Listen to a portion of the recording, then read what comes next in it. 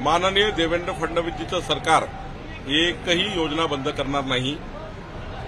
माननीय देवेंद्रजी आणि आम्ही सर्व मंत्रिमंडळात बोलताना एवढंच म्हटलं की कुणावरही कारवाईची गरज नाही, कुणाचेही पैसे वापस घ्यायचे नाही, पण योजनेची जी व्याख्या आहे, योजनेच्या व्याख्यात जे लोक बसत नाही त्यांनी मात्र कमी केलं पाहिजे।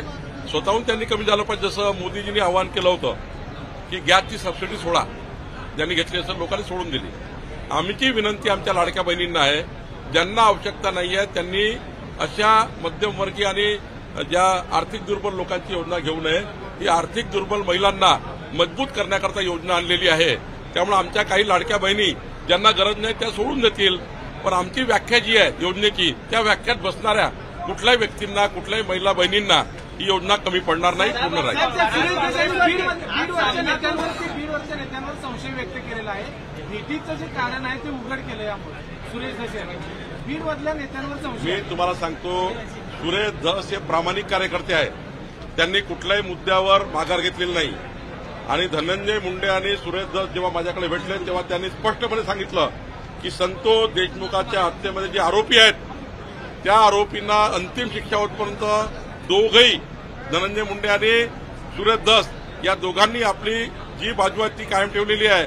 आणि सुरेश धस असे कार्यकर्ते आहेत, त्यांनी जे मुद्दे हातात घेतले आहे ते मुद्दे धसास लावतपर्यंत सुरेश धस काम करणार आहे, त्यांना पूर्ण काम करण्याची। नमस्कार, मी प्रियांका नागने, आपल्या मराठी चॅनलवरती तुमचं सर्वांचं स्वागत आहे। मुख्यमंत्री माझी लाडकी बहीण योजना, नुकताच जो आपण व्हिडिओ पाहिला त्यामध्ये स्पष्टपणे सांगण्यात आलं आहे की ज्या काही योजना आहेत त्या काही बंद पडणार नाही, पण मुख्यमंत्री माझी लाडकी बहीण योजना अंतर्गत ज्या लाभार्थी महिला आहेत त्यांची संख्या कमी मात्र करण्यात आली आहे। यामध्ये एकूण 5 लाखाच्या आसपास लाडक्या बहिणींना वगळण्यात आला आहे। यामध्ये पात्रता चेक केली आहे, ज्या अपात्र महिला आहेत त्यांना पुढील हप्ता म्हणजेच फेब्रुवारी महिन्याचा हप्ता मिळणार नाही अशी सुद्धा माहिती देण्यात आली आहे।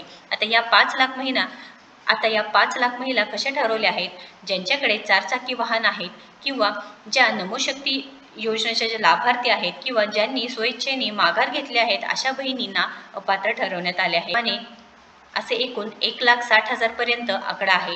त्यानंतर वयाची ज्यांची 65 वर्ष ओलांडली आहेत, म्हणजेच ज्यांचे वय 65 वर्षापेक्षा जास्त आहे अशा महिला 1,10,000 पर्यंत संख्या आहे। त्यानंतर संजय गांधी निराधार योजनेचे जे लाभार्थी आहेत अशा महिला 2,30,000 आहे। असे एकूण 5 लाखाच्या आसपास ज्या महिला आहेत अपात्र ठरवण्यात आल्या आहेत। तर लाडकी बहीण योजनेत कोणत्या कोणत्या बदल केले आहेत, ज्यांचे वय 65 वर्ष वय ओलांडलेल्या बहिणी आहेत ते अपात्र ठरवण्यात आले आहे। ज्यांनी संजय गांधी निराधार योजनेचे जे लाभार्थी महिला आहेत त्या लाडक्या बहीण आहेत त्यांना सुद्धा आता अपात्र ठरवण्यात आले आहे व पुढील कोणताही हप्ता मिळणार नाही। अन्य योजनेचा तुम्ही जर लाभ घेत असाल त्यांना सुद्धा पुढील हप्ता मिळणार नाही।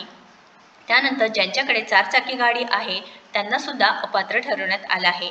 तुमचं जर कुटुंबाचं वार्षिक उत्पन्न 2.5 लाखांपेक्षा जास्त आहे अशा सुद्धा लाभार्थ्यांना आता पात्रता ठरवले जाणार नाही, म्हणजे तुम्ही इथे अपात्र ठरवणार आहे।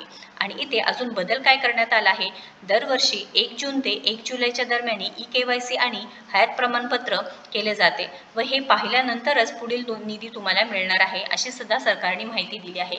तर लाडक्या बहिणींनो, तुम्ही जर पूर्ण पात्रतेमध्ये बसत असाल तर आणि तरच तुम्हाला इथे पुढील ज्या काही योजना आहेत त्याचा लाभ मिळणार आहेत। मुख्यमंत्री माझी लाडकी बहीण योजना अंतर्गत ज्या लाभार्थी महिला आहेत फेब्रुवारीचा महिन्याचा हप्ता 1,500 रुपये मिळणार आहे। फेब्रुवारी महिन्याचा जो 8वा हप्ता आहे 1,500 रुपये मिळणार आहे। पण महिलांचा अजूनही सवाल आहे 2,100 रुपये आम्हाला कधी मिळणार आहे, कारण 2,100 रुपयांचे आश्वासन सुद्धा महायुती सरकारने दिले होते। पण आता 3 मार्च 2025 रोजी अर्थसंकल्प अधिवेशन पार पडणार आहे, त्यामध्ये काही इथे निर्णय घेऊ शकतात बातमी समोर आली आहे। तर लाडक्या बहिणींनो, तुम्हाला सध्या तरी 1,500 रुपये मिळणारच आहे, 2,100 रुपयाबाबत निर्णय सुद्धा होणार आहे। महत्त्वपूर्ण व्हिडिओ आहे, याबद्दल अजूनही माहिती येणार आहे, त्यामुळे नक्कीच आपल्या चॅनलला सबस्क्राईब करा। व्हिडिओ जर आवडला असेल तर नक्कीच लाईक करा, शेअर करा, आपल्या चॅनलला सबस्क्राईब करा। धन्यवाद।